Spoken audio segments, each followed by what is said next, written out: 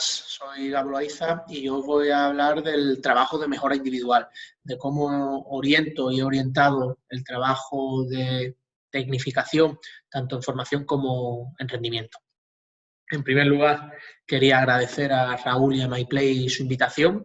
Creo que, al menos para mí, ha sido muy enriquecedor el someterte a la autoevaluación de cómo has trabajado y, sobre todo, a la evaluación externa o a la crítica constructiva. Así que, bueno, en primer lugar, muchísimas gracias. Cuando me proponen realizar esta microcharla, pues a uno le viene a la mente muchísimas preguntas sobre cómo ha trabajado esa temporada, sobre qué hubiera cambiado. Empieza a enlazar esta temporada con la temporada anterior. Y a mí, bueno, yo he cambiado de contexto radicalmente. He pasado de la formación al profesionalismo. Por lo tanto, los métodos o los medios que se utilizaban antes o los recursos que disponía antes no son los mismos de los que dispongo ahora. 3 ideas o cuestiones claves sobre las que reflexionaré: los objetivos a medio, corto y largo plazo. ¿Qué son más importantes? ¿En qué momentos son más importantes unos u otros? En formación o en rendimiento, ¿qué es más importante? ¿Los objetivos individuales o los objetivos colectivos? ¿O ambos pueden nutrirse unos a otros?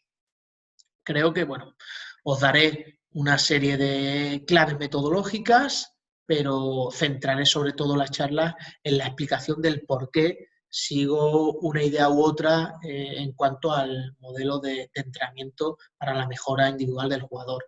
Yo soy de la escuela de David Cárdenas, de Francisco Alarcón, de Mauro. Son profesores universitarios que adaptan sus investigaciones a la práctica del día a día y tienen una concepción constructivista del aprendizaje, constructivista del jugador, partiendo de la táctica, la técnica, donde empoderamos al jugador en su proceso de enseñanza-aprendizaje. Y creo que ese empoderamiento puede darse tanto en formación como en profesional.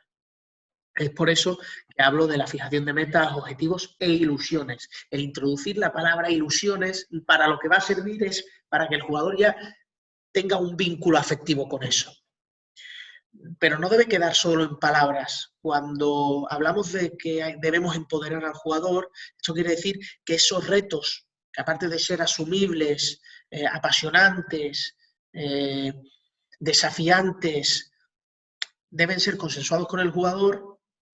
Nosotros aceptemos que somos el guía y que el protagonista son los jugadores y que en los libros no están las respuestas en el baloncesto.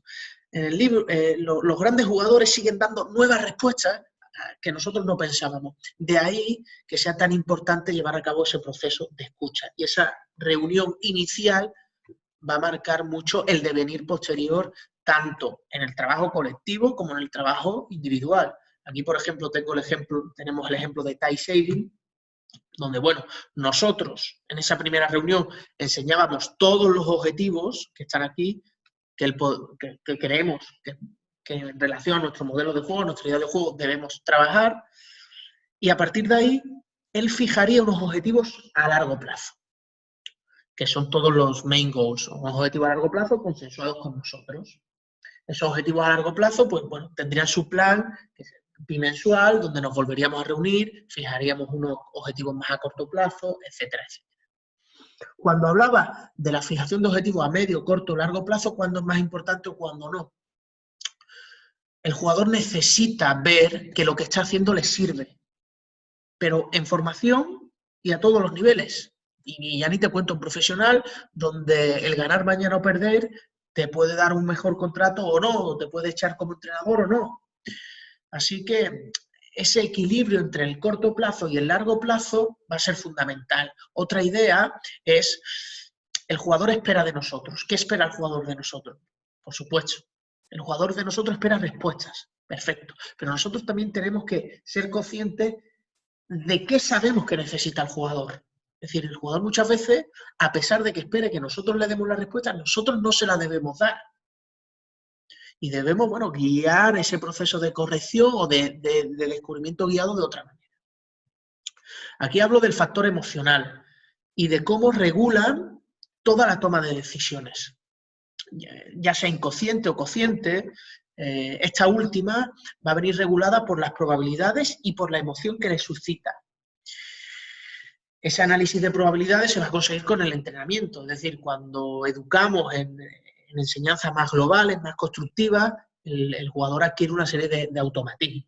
Y en función del factor emocional que le suscita, puede ser intrínseco o extrínseco a la propia tarea, y ahí es clave los refuerzos que nosotros utilicemos y la coherencia con la que lo utilicemos. Si nosotros estamos trabajando, por ejemplo, a mí me gusta mucho en el trabajo del rizo, un rizo más largo, utilizar la mano interior para ganar el centro, pero claro, eso deja muy desprotegido el balón. Si nosotros trabajamos eso y luego en el partido cuando lo hace y la pierde, hay reproches excesivos, pues el jugador, o sea, va a tener miedo y va a perder esa confianza. Si a nosotros el jugador nos da sus ilusiones, nosotros tenemos que ser coherentes. Aquí voy a hablar un poco de psicología, de un aspecto, de unas ideas que me parecen muy, muy interesantes, de David Llopis. ¿No? Él hablaba de que, que cuando nosotros entrenamos debemos conocer a los jugadores, porque no hay nada más salvaje o más injusto que tratar a todos por igual, porque es exactamente lo contrario. Tratar justo es tratar a todos de la forma más, por así decirlo, equitativa, de acuerdo a su realidad. De acuerdo a su realidad. Por supuesto, habrá una serie de normas o no, pero hay demasiados condicionantes como para no tenerlos en cuenta. Aquí, por ejemplo, David Llopis hablaba de 4 tipos de personas, ¿no? Los agrupaban en 4 grupos: individualistas, grupal, perfeccionistas, diferentes. Todos ellos que forman un colectivo pueden ser útiles para nosotros, pero si están en el polo positivo, porque todas las personas tenemos tanto un polo positivo como un polo negativo.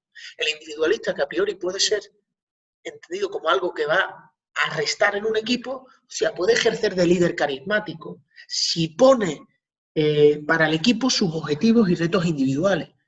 Ahí es donde estaba lo que aparecía en la diapositiva anterior, del equilibrio entre los objetivos individuales y colectivos. Quizás en formación el objetivo individual puede primar sobre el colectivo o no, y en rendimiento, bueno, las necesidades competitivas van a ser diferentes. Y los requerimientos y la competición no es tanto un medio como formación, y quizás es más como un fin. Eso lo podríamos debatir en otro momento porque me parece muy interesante. Pero bueno, a lo que iba, que me pierdo, este polo positivo o negativo que tienen los jugadores, con nuestro entrenamiento vamos a virar hacia un lado u otro.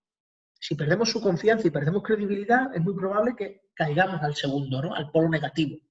Por ello, en las reuniones que tengamos con los jugadores, debemos desarrollar la escucha activa, la comunicación, ¿no? Es lo que muchos hablan del diálogo socrático. Preguntar, pero sin esperar una respuesta, sino que el jugador vea que puede confiar, que puede creer en nosotros, sin prejuicios. Es ahí donde entra la clave o el equilibrio entre argumentación y empatía. Nosotros como entrenadores podemos tener argumentos suficientes como para criticar una conducta del jugador, pero también debemos ser lo suficientemente inteligentes, emocionalmente, por así decirlo, como para empatizar y ponernos en el lugar del jugador y lograr ese equilibrio para no generar tantas frustraciones, dejadez, sorpresas negativas, etc. Creo que son conceptos útiles en formación y en rendimiento. Un concepto que me ha gustado mucho y que, bueno, gracias a Raúl y a Boris este año he podido introducir, porque ellos me abrieron los ojos, el concepto de jugador espejo. Nosotros teníamos un jugador espejo para cada jugador. Un jugador espejo es un jugador que se asimila a lo que nosotros queremos conseguir con los jugadores. Es un proceso que puede ser complejo más en profesionales, porque le va a decir, coño, ¿qué tiene este que no tenga yo? Entonces hay que ser muy selectivo y habrá determinados jugadores con los que esto no sirva. Y bueno, pues con esos jugadores no les daremos tanta importancia a trabajar en base a este jugador espejo. Nosotros teníamos este año un 4, que era Daniel Mortes, un jugador danés con muchísima proyección, que bueno, era muy inteligente, nos daba muchísimo, era capaz de generar para los demás, pero siempre desde posiciones exteriores. siempre huía del juego en poste bajo. Entonces nosotros tratábamos de que viera o se asimilara a Gaby Deck, al menos en el juego en poste bajo. Además, utilizábamos el modelo de juego de Real Madrid, ¿no? Nosotros queríamos jugar de forma agresiva en los dos lados del campo, de forma rápida, de aprovechar las primeras ventajas, de buscar el mejor tiro, de no parar el balón. Por lo tanto, era una forma sistémica de entender ese trabajo individualizado. Al final te das cuenta de que esto es un elemento más, una herramienta más dentro del proceso de entrenamiento. Es una herramienta más que es novedosa, que puede ser atractiva y que, por ejemplo, en formación va a servir, por ejemplo, para coger ese hábito, ¿no?, de ver baloncesto. Un hábito que se está perdiendo, porque ahora el baloncesto no lucha contra sí mismo. Ahora el baloncesto está luchando contra un ente de 24 horas diarias, como son los móviles, como es la televisión, como es la consola, como es el internet. Por tanto, educar en ese ver baloncesto en formación puede ser muy útil. ¿Cuál es la diferencia entre la utilización de jugadores espejo y vídeos de highlights o vídeos individuales? Que yo soy un apasionado de eso. ¿Cuál es la principal diferencia? Pues que quizás los vídeos individuales encorsetan más a los jugadores. Hay estudios que determinan que el modelado es una estrategia muy eficaz para el aprendizaje de una habilidad concreta, pero no para lograr esa transferencia entre habilidades, que creo que en baloncesto es fundamental. Porque en baloncesto nunca una habilidad se va a manifestar en un entorno estable sin oposición. Siempre va a ser cambiante y aunque tenga muchos componentes muy similares, no hay dos situaciones iguales. Por tanto, la utilización de ese jugador espejo puede servir al jugador para entender contextos o entender componentes de una decisión. Y podremos hilar ese entrenamiento de técnica individual a la táctica individual y la táctica colectiva, que se manifiestan de forma conjunta en el entrenamiento. Es también un poco el unir las metas individuales con las metas grupales. ¿Por qué? Porque si nosotros solo ponemos los vídeos de highlights, quizás estemos obviando los porqués, o el jugador obvie los porqués de utilización de un gesto u otro, o de cómo transferir esa idea a nuestro juego, a nuestro modelo de juego, que ese modelo de juego es el que va a guiar todo el proceso de entrenamiento. Ahora pasaré a explicar en qué consiste esa idea que tengo de por qué el modelo de juego debe guiar todo el proceso. Aquí, bueno, un ejemplo de una tarea que solíamos trabajar. A mí me gusta, bueno, soy un apasionado de intentar añadir un componente más a las tareas. Aquí el objetivo principal era el trabajo de la defensa del show, trabajo de la mano, el abanico de abajo arriba y cómo recuperábamos, pero luego, bueno, le daba un pelín ese caramelito al jugador y añadía una tarea, una subtarea con un componente de decisión pretáctica. Creo que la utilización de este tipo de recursos es muy necesaria porque le va a dar mucha riqueza a las tareas y va a permitir que el jugador tenga ese foco constantemente en la tarea. La atención es el coeficiente intelectual en los deportes de equipo.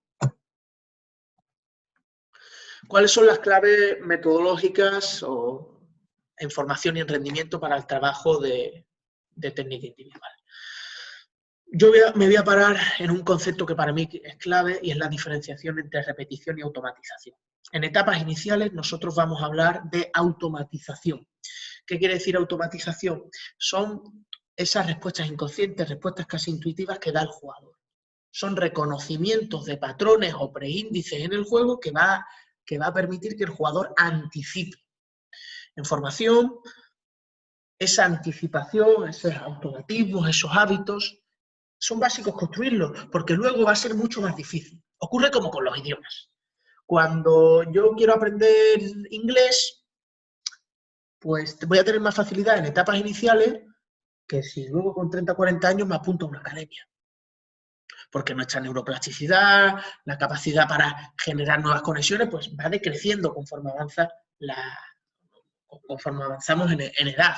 Por tanto, en esa etapa de formación, la automatización, la creación de contextos más abiertos, más imprevisibles, más espontáneos, es básica para construir de una forma más general, más global al deportista. Es lo que denominamos la construcción del jugador inteligente. ¿no? Es lo que decía Nikola Jokic, el jugador de NBA, decía, todos los músculos del cerebro son los que hay que trabajar en baloncesto, no ningún otro. Me parece una sentencia un poco exagerada, pero que va en relación a lo que estoy aquí comentando. En cambio, en rendimiento sí hay que ser muy específicos y tener mucho cuidado con qué queremos cambiar y qué queremos incorporar. Porque que un chico biomecánicamente tire mal, pero las meta todas, quizás le podemos destruir esa confianza, porque hay gestos técnicos que, coño, son muy, muy personales, como puede ser el tiro. Hay que tener claro qué queremos corregir y no se pueden corregir 1000 cosas y no se pueden concretar 1000 objetivos de cada gesto técnico o de cada acción táctica. Hay que ser más conciso, pero eso sí, en esta etapa de rendimiento sí creo mucho más en la repetición que en la automatización. Porque ya ese proceso de automatización se ha dado antes e incluso por el contexto, ¿no? En profesional, el trabajo de técnica individual es fuera de la pista. Es un entrenamiento extra, incluso en el calentamiento hemos hecho alguna vez con jugadores este trabajo de técnica individual. Por lo tanto, va a primar más la repetición que esa incertidumbre o espontaneidad que se va a dar en el entrenamiento de equipo. Aquí un ejemplo de trabajo que utilizábamos en multitareas con un equipo infantil. El Barça hablaba de cómo incluir diferentes tipos de tareas dentro de la misma tarea. Por ejemplo, si nosotros queremos trabajar la técnica individual del bote de progresión, incluir también el dominio de balón en fútbol. Es decir, hacer tareas simultáneas, ¿no? Y así desarrollar las habilidades coordinativas básicas, bilateralidad, ambidestrismo, conocimiento del propio cuerpo, equilibrio, etcétera, etcétera. Que van a ser los que van a darle al jugador la polivalencia motriz necesaria de cara a construir más específicamente al jugador. De ahí la importancia del multideporte en etapas iniciales, que a veces a nosotros nos cuesta mucho entender que no hay que especializar al jugador en un deporte en etapas iniciales. Ya incluso en la NBA está haciendo muchos estudios en cuanto al riesgo lesionar y el multideporte en etapas iniciales. Se ve que aquellos niños que practican varios deportes tienen menos riesgo de sufrir lesión en el futuro. Aquí un trabajo con junior mucho más, digamos, analítico, pero utilizando medios variados. Aquí, por ejemplo, en circuito. Eso quiere decir que va a haber mucho tiempo de participación. En ese tiempo de participación los chicos van a poder utilizar diferentes recursos, van a poder explorar. Nosotros vamos a guiar pautando una serie de normas. Por ejemplo, si queremos trabajar en el cross step, que era el ejercicio que se veía antes, pues que el defensor empiece detrás. Y el objetivo, tú te tienes que poner delante del balón. Es decir, en base a esas normas de funcionamiento, trabajar. Y luego utilizar otro tipo de medios que pueden ser tareas mucho más analíticas, tareas mucho más por exageración, tareas dentro del contexto táctico en 4x4, 5x5, 3x3. El uso del vídeo, pues al final el vídeo es lo que no miente. Y ahora bueno, voy a hablar de cómo hemos trabajado esta temporada el trabajo de técnica individual o de la mejora del jugador. En primer lugar, manteníamos una reunión inicial con los jugadores donde se fijaban los objetivos. En esa reunión inicial intentábamos que el clima fuera de confianza total, por lo tanto hay que saber elegir muy bien dónde llevamos a cabo esa reunión, porque si es en un clima aislado de la pista o aislado de un entorno donde jugador y entrenador nos solemos ver, lo que puede provocar es que el jugador se sienta incómodo y no sea sincero. Por lo tanto, ese tipo de detalles tenemos que cuidarlo. Una vez que se fijan los objetivos, se traza un plan. Nosotros jugamos 2 partidos semanales, por lo tanto era muy difícil que ese plan se tradujera en la pista, es decir, en entrenamientos individualizados.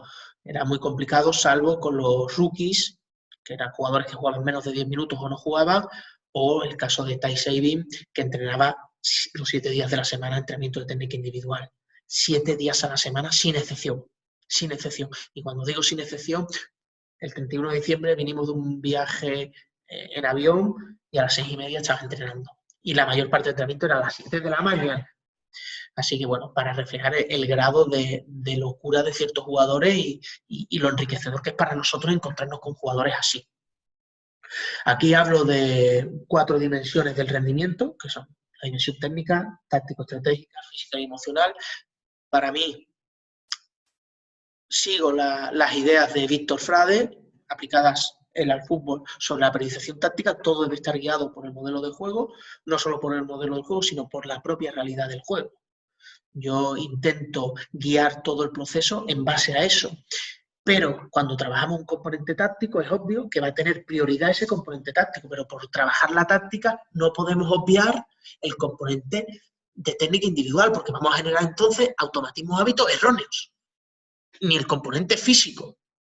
Es decir, en un salto, en una lucha por el rebote, en una pelea por el balón, hay componente físico. Por lo tanto, buscar esa especificidad o especialización. Obviamente, todo está guiado por el modelo de juego. Creo también en este modelo de periodización táctica en formación, porque va a haber otros criterios que determinen la forma de nuestro jugar.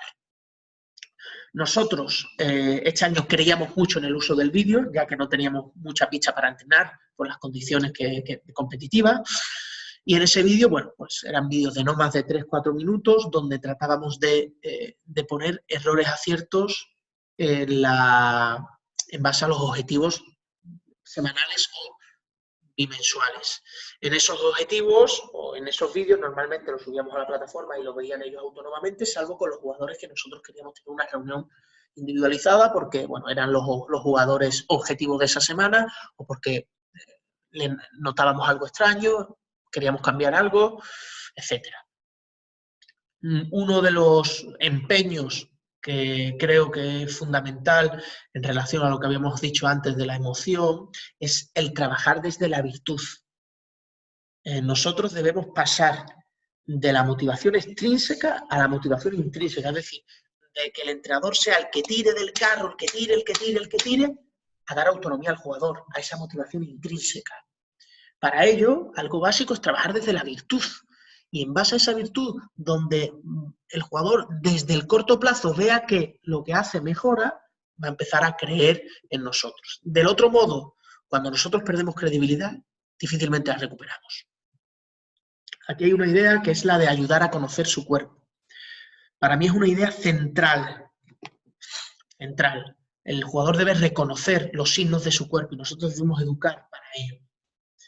En rendimiento están sometidos a unas exigencias brutales y muchas veces el jugador, que es el protagonista, es el que menos tenemos en cuenta y nosotros lo que queremos es ganar el fin de semana.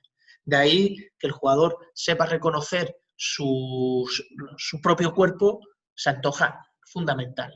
Pero para ese reconocimiento del cuerpo es muy difícil cuando ya te llegan a profesionales con una serie de costumbres o una cultura muy diferente, cambiarlo. Eso se tiene que hacer desde la formación.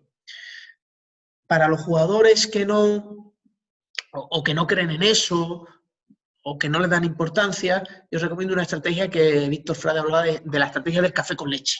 Es decir, vale, eso no es importante, tú guías, por ejemplo, con los estiramientos, ¿no? Yo este año no he estado de preparador físico, pero bueno, he ejercido preparador físico, y yo, bueno, a mí no me gusta estirar después de entrar porque no le veo utilidad. Y cuando le digo que no le veo utilidad, me hace mucha gracia los entrenadores que dicen estirar, que el entrenador se larga. Fíjate la importancia que le está dando el entrenador a estirar. Yo no le doy mucha importancia a eso de estirar. Pero hay jugadores que sí, y cuando estás en junior o en senior, hay jugadores que le dan importancia y se creen que se van a lesionar si no estiran. Pues poco a poco, bueno, un estiramiento, incluir un juego de volver a los niveles basales, de vuelta a la calma, donde haya algo de estiramiento y estrategia de café con leche, darle lo que ellos quieren, pero envolverlo en lo que a mí me gusta o en lo que yo creo, lo que es una parte esencial del proceso de entrenamiento. Tie saving. Bueno, en primer lugar, perdonad, creía que venía la diapositiva de tie saving. El trabajo de técnica individual no solo puede ser o no solo tiene que ser el trabajo cara a cara de situaciones de 2x0, situaciones muy analíticas, no. El trabajo de técnica individual está en todo. Y es lo que he dicho antes, si nosotros en el trabajo con énfasis en la parcela táctica obviamos de los componentes de técnica individual, vamos a generar malos hábitos y malos automatismos. Y no hay nada más difícil que cambiar un automatismo, porque esa adaptabilidad a las circunstancias no la tienen todos los jugadores y esa adaptabilidad hay que educarla. Aquí, por ejemplo, en este tipo de ruedas comunicativas, si nosotros queremos ir de 45 grados a esquina corriendo y no con desplazamiento lateral, que es algo que a mí personalmente me gusta mucho, el enseñar a correr en esa situación y luego llegar con pasos cortos, pues eso se tiene que trabajar en estas ruedas comunicativas. Si queremos pases reales, debemos poner énfasis en el trabajo del pase. Si queremos trabajar el balance defensivo o el rebote de ataque, son todo tipo de tareas que integran diferentes parcelas y como tal debemos llevarlas a la práctica. Bueno, y ahora sí viene el trabajo del que os hablaba antes, de time saving. Time saving entraba los 7 días de la semana. Con time saving se llegó al acuerdo de, vale, tú conoces tu cuerpo, confiamos en ti, en el momento que tú quieras parar, porque no te molestia, nos lo dices y paramos. A partir de ahí, él tenía libertad para entrenar. Y entrenábamos 7 días a la semana, de 7 a 8 de la mañana, habitualmente. El plan de trabajo era un plan donde dividíamos la operacionalización o proceso de adquisición, es decir, de mejora individual con volumen de trabajo, porque hay que preparar la competición, hay que corregir errores y, hostia, tiene un entrenamiento colectivo. Y lidiar con todo eso era muy complicado. Entonces, la manera más útil que encontré era siguiendo un poco la metodología de la periodización táctica. El día anterior al partido sí había un gran componente cognitivo, es decir, de toma de decisiones en la tarea, adquisición en base a la incertidumbre y siguiendo los objetivos trazados a medio plazo. En cambio, el lunes, el día de partido o el día posterior al partido, sí había mucho más componente de volumen sin decisión por el desgaste que va a producir o que ha producido la competición. El día más alejado de la competición, el día -2 o -2 más 2, como lo queráis llamar, era el día de adquisición, operacionalización real, es decir, donde el componente cognitivo, decisional, es muy, muy grande. Es decir, todas las tareas tenían su contexto. El contexto, bueno, eran normalmente situaciones de él contra mí, donde a lo mejor yo lo que limitaba, cuando hablo de incertidumbre, le limito el bote y me tiene que superar. O una lectura de si yo voy aquí, atacas esto y luego otra decisión. Eso es lo que me refiero con la adquisición, en base a los recursos técnico-tácticos que queríamos trabajar. Pero fue una manera de tratar de lograr un balance entre queremos competir y él todo lo que hace es para el partido, para intentar ganar ese partido, para intentar dar lo mejor de sí, ese individualismo puesto al servicio del grupo, pero también el jugador quiere mejorar y solo con volumen no mejora. Entonces, bueno, pues lograr ese equilibrio fue una tarea bastante difícil, pero que con jugadores como él fue fácil, fue tarea relativamente fácil. Por ejemplo, cuando hablo de trabajo de volumen y trabajo de ruedas, es a partir de este tipo de juego, ¿no?